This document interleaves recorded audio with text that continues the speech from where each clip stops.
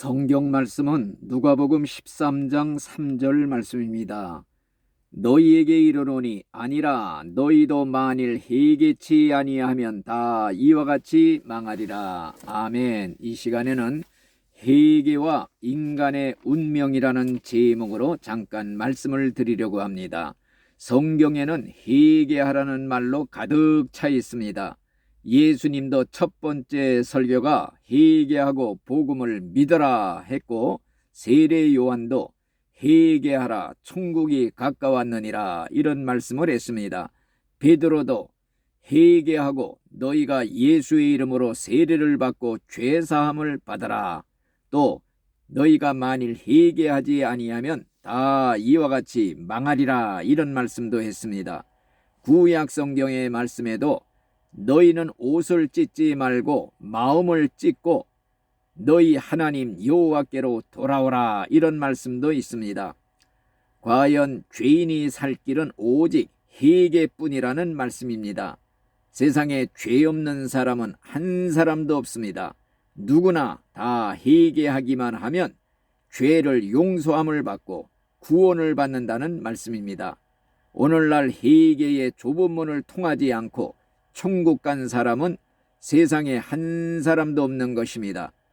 죄로 인해서 애통하는 자가 복이 있다고 예수님은 말씀을 했습니다. 오직 회개의 눈물만이 천국 문을 여는 열쇠가 된다는 걸 기억을 해야 될 것입니다. 그래서 옛날 다윗은 무서운 간음죄, 살인죄를 지었지만은 책망을 받고 눈물의 회개를 함으로써 죄사함 받고 다시 축복을 받았던 것입니다. 요나도 하나님의 명령을 거역하는 큰 죄를 지었지만은 하나님 앞에 매를 맞고 물고기 뱃속에 들어가 눈물의 회개를 드림으로써 죄사함 받고 다시 복직이 되었던 것입니다. 베드로도 예수님을 3번이나 부인하고 맹세코 예수님을 저주하는 죄를 지었지만은 그만이야 다구는 소리에 밖으로 뛰쳐나가 통곡하며 회개함으로써 다시 죄 용서받고 복직이 되었던 것입니다. 옛날 바울도 예수 믿기 전에는 예수님을 핍박하는데 앞장섰던 사람이었지만은 그러나 그가 다메섹 도상에서 예수님을 만나 회개한 후에는 복음을 전하는 위대한 전도자가 되었던 것입니다. 옛날 삭개오도 탕관오리였지만은 예수님을 만났을 때 죄를 다 회개했습니다. 그가 지은 죄, 재산의 절반을 팔아 가난한 자에게 주겠나이다. 남의 것을 토색한 것이 있으면 4배나 받겠나이다.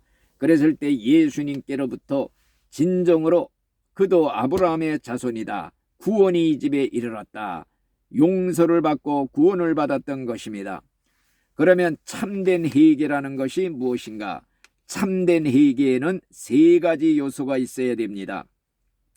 첫째는 자기의 죄를 깨달아야 됩니다. 무서운 자기의 죄를 깨달을 때 진정한 회개를 할 수가 있습니다.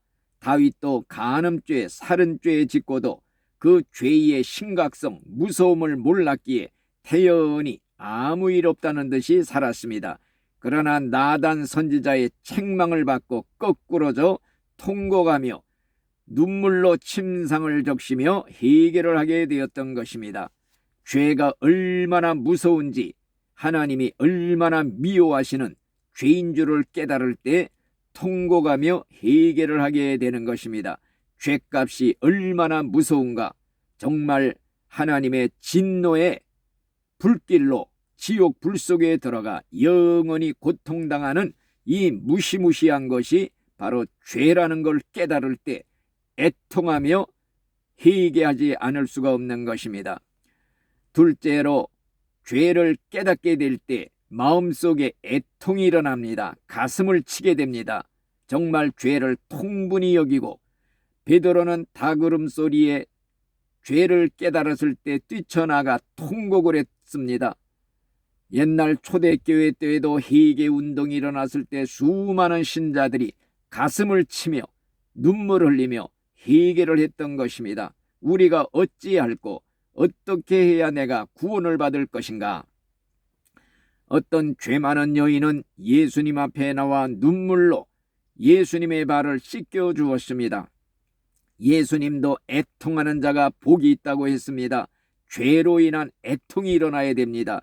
정말로 평생 다윗은 자기의 죄를 애통하는 생활을 살았을 것입니다. 옛날 그 수많은 신자들이 이러한 과정을 겪었습니다. 셋째로는 죄를 깨닫고 애통한 후에는 탕자처럼 돼지우리간에서 일어나 아버지의 집으로 돌아와 새로운 생활을 시작하는 것입니다. 의지의 결단이 있어야 되는 것입니다. 죄를 끊어버려야 됩니다.